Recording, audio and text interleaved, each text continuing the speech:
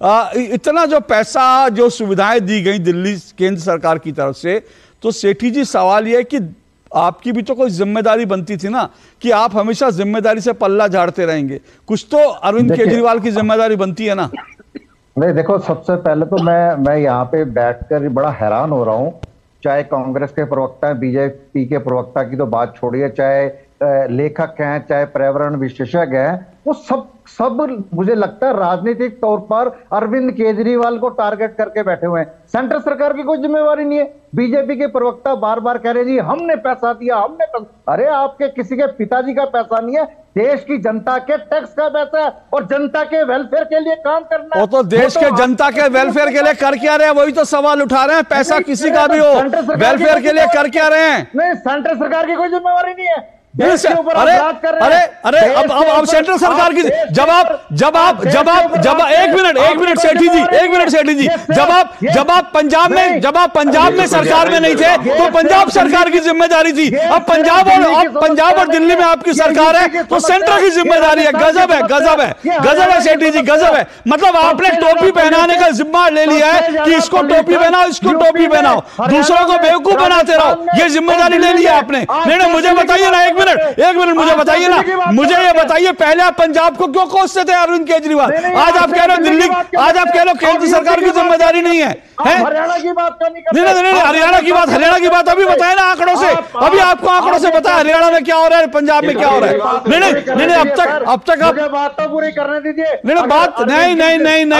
सुनिए मेरी बात,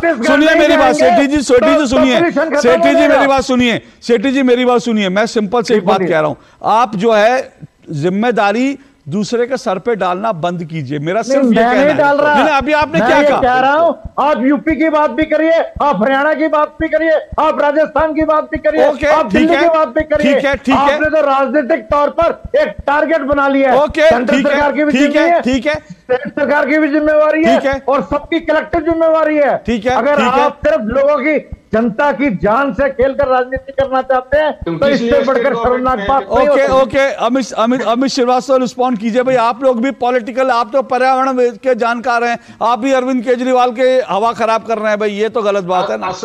अशोक जी, मैंने तो अपने ऑब्जर्वेशन को बताया कि देखिए इस साल हरियाणा में, उत्तर प्रदेश में, राजस्थान में पराली जलाने की घटनाएं बहुत ही कम हुई है, और उसके उलट पंजाब में बढ़ गई है ये घटनाएं। तो और वो सारा जो जला रहे हैं आप धुआं, वो तो दिल्ली में ही आएगा, दिल्ली एनसीआर में आएगा। तो अगर स्टेट गवर्नमेंट की, state law and order state government के अंदर में आता है भाई साहब। अगर आप स्टेट गवर्नमेंट अगर नहीं इसको रोकेगी तो बढ़ेगा ही। 700% कैसे बढ़ेगा? अगर हम उस तथ्य को रख रहे हैं तो आपको क्यों लग रहा है कि हम केजरीवाल का, हमने तो केजरीवाल का नाम दिया ही नहीं भाई साहब।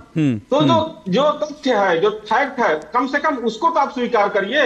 अब यहाँ के लोग, लॉ एंड ऑर्डर सेंटर सरकार के अंदर आता है। हाँ, अरे सर सेठी जी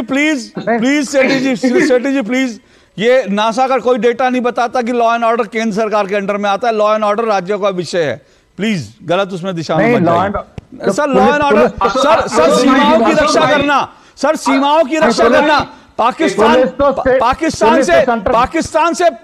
की सेना आके नहीं यहाँ पे प्रदूषण कर रही। पाकिस्तान की सेना नहीं आ रही कि केंद्र सरकार की जिम्मेदारी है, बॉर्डर पे क्यों नहीं रोक रहे? पाकिस्तान की सेना नहीं आके कर रही। प्लीज बहस का नहीं, बहस का स्तर में मत गिरने दीजिए। प्लीज सर, बहस का स्तर मत गिरने दीजिए। ये मत कहिए लॉ एंड ऑर्डर में मत ऐसा करिए सर। प्लीज सेठी जी, मैं आपका बहुत सम्मान करता हूँ। ऐसा कुछ ना कहे कि कल को मुझे भी आज सोचना पड़े कि मैं मतलब बाकी लोग हंसें। प्लीज ऐसा मत कहिए। प्लीज सर, सेठी जी मत कहिए। Please sir, law and order राज्यों का विषय है, केंद्र का विषय नहीं है सर। प्लीज मैं एक ब्रेक ले रहा हूं। ब्रेक